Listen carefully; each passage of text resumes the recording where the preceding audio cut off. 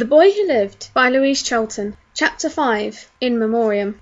Without the snow, everything looked very different. There were clusters of multicoloured flowers lining the edges of the path, casting a sweet scent into the air, and vibrant colours on the trees. The church bells chimed out a happy, lively tune, birds fluttering in the trees, chirping cheerfully in the sun.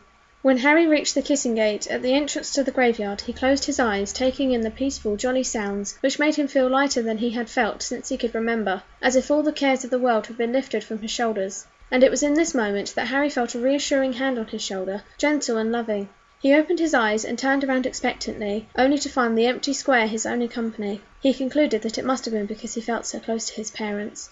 Heavy-hearted, Harry opened the gate and trekked up the paved path towards the gravestones, watching eagerly for his parents' names. In the new atmosphere, it was no easy task finding them, but things were made easier because of the lily flower that was growing out of the ground just below his parents' inscriptions. He stayed only long enough to tell his parents how much he loved and missed them and conjure up a wreath of flowers for them, before turning around and pacing back to the village square, where the Muggle War Memorial, illuminated by the summer sun, transformed before his very eyes. In the daylight, Harry could see a lot more detail carved in the stone than he had previously. He took in his father's messy hair and glasses, just like his, and his mother's kind, pretty face. And just as Harry's thoughts turned to the identity of the artist of the statue, an unfamiliar voice disturbed him. "My father served, and his father before him. What about yours, boy?" The voice belonged to a man, possibly in his early 60s, whose eyes sparkled in the afternoon sun, glowing with pride, but also displaying a look of mild curiosity. "I don't really know. I never met my grandparents, and my parents died when I was a toddler," Harry hastily supplied, and gave a small smile before departing for the street out of the village before the man could even begin to apologise for something that he could not have helped. Harry had not lingered long outside his old house. He had not known how difficult it would be to read all of the messages that had been left for him, messages of thanks, congratulations, and wishing him a happy future. He could not yet let go of his guilt for all of those left behind in the war, though he suspected that, given time, he would. One day he would feel free again. "That place has lain in ruin for 16 years now," piped up the old man from the war memorial. "No one's exactly sure of what happened that night, but there are theories, of course," he continued. "Some people say a science experiment gone wrong, but I personally suspect IRA involvement." Harry neither knew nor cared what this clueless muggle thought about his parents' fate, and not wishing to appear rude, subtly looked down at his watch a few times, observing that it was lunchtime. His stomach growled. "Where are you from, anyway, boy?" the man asked, seemingly oblivious to Harry's lack of interest in conversing with him. Sorry," Harry quickly supplied, and added, "I should actually be meeting a friend for lunch, so I must dash," before the man could further discuss residency with him. The man then bid farewell to Harry, who politely returned the favour before jogging back down the street, past the new memorial which the Muggle man would never see, and out of sight, where he finally disapparated with a loud crack.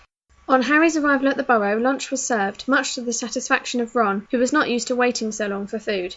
Mrs. Weasley finally released Harry after he had finished 3rd helpings of everything, and had loosened his belt and undone the fastening on his trousers. This was quite an achievement, as they had once been Dudleys.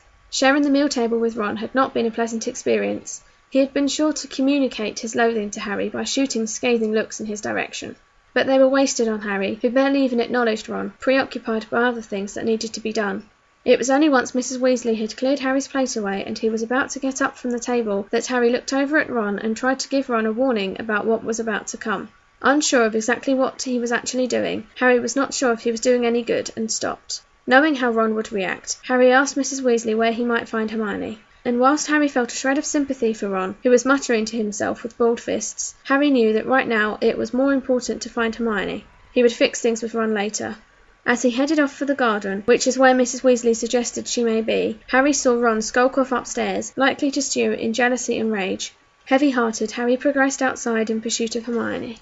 As Harry's feet hit the ground in an alley near the visitors' entrance to the Ministry of Magic, he took a few deep breaths to stop himself from vomiting. Apparating on a full stomach was never a good idea. Kingsley was waiting for him in the atrium, as agreed, greeting him with a firm handshake and a mellow smile. He then directed Harry's attention to the short, square pillar next to them, where one side of it had been decorated with a list of names bordered by the footprints of various magical creatures, such as elves, centaurs, and goblins. Dobby's name was at the top of the list. Harry broke into a smile. "Is this what you were thinking?" Kingsley asked. "No," Harry replied, stunning the minister. "It's miles better," he finished, breaking into another large grin as Kingsley let out a long breath. He then pulled out a small silver plaque from behind his back. "And then there's this," he finished, dropping it into Harry's hands. It was surprisingly heavy and slippery. Harry almost dropped it initially. but after a quick glance he traced the lettering that read, "Remembering the sacrifice of Colin Creevey, who died for his school." Harry was speechless. After opening and closing his mouth several times he managed, It's beautiful. And discreet. You wouldn't know this was anything to do with the wizarding world." "Yes," Kingsley casually replied. "And if anyone were to investigate the name or school, they'd find a pupil who attended Stragow School for the Handicapped, a private school with only a dozen pupils, headed up by a Russian doctor named Pyotr Stragow. Colin Creevey took a bullet from a gunman on the rampage in order to protect the whereabouts of his classmates.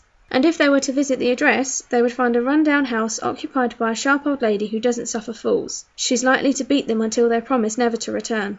Harry giggled, and even Kingsley let out a small chuckle. Harry had pictured a woman crossed between Neville's grandmother and Ron's great-aunt Muriel beating someone distinctly like Draco Malfoy with her handbag profusely. The coolest thing about Kingsley was that he let Harry laugh it out for a few minutes before continuing. "Now I trust you have a good place to put it?" Kingsley asked Harry in a serious tone, bringing Harry back to a normal mood. "Well, I asked Hermione earlier, and she suggested Hyde Park. It's a big Muggle park in central London. Colin's parents will know of it even if they've never been there before. Hermione told me that she's been there a few times with her parents, and it's a lovely, peaceful place," Harry supplied.